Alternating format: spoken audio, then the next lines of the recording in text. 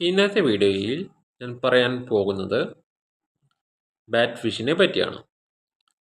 Bat ഫിഷിൻ്റെ ശാസ്ത്രീയ കുടുംബം ഒഗോസെഫാലിഡെയാണ്.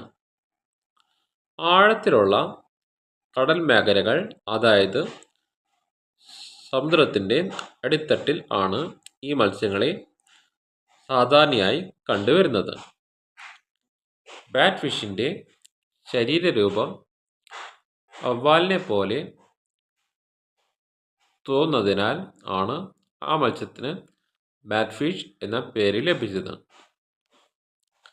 ബാറ്റ് ഫിഷുകൾ നീന്തുന്നതിനേക്കാൾ കടൽത്തട്ടിൽ ചിറക് പോലുള്ള പിൻചിറകുകൾ ഉപയോഗിച്ച് നടന്ന് പോകുന്നതാണ് പതിവ്.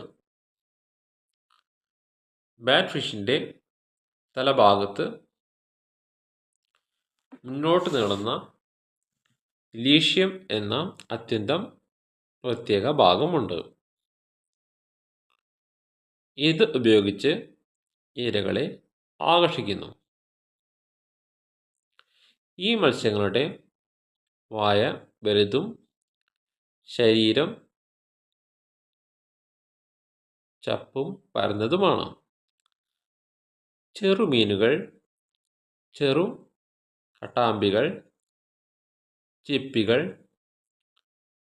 മണ്ണിൻ്റെ അടിത്തട്ടിലുള്ള ചെറുജീവികൾ എല്ലാമാണ് ബാറ്റ് ഫിഷുകൾ ഭക്ഷിക്കുന്നത്.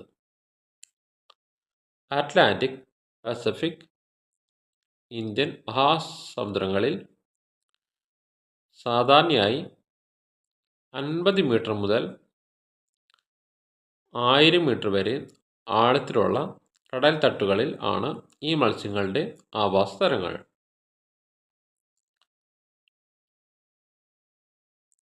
ബാറ്റ് ഫിഷുകൾ മുട്ടയിട്ട് സന്താനങ്ങളെ ഉൽപാദനം നടത്തുന്ന മീനുകളാണ്. മുട്ടകൾ വിരിഞ്ഞ് ആദ്യമായി ലാർവകൾ ഉണ്ടാകുന്നു. പിന്നീട് അതിൽ നിന്ന് കുഞ്ഞുമീൻ രൂപപ്പെടുന്നു. പിന്നീട് പ്രായപൂർത്തിയായ മീൻ എന്ന നിലയിലേക്ക് വളർച്ച പ്രാപിക്കുന്നു.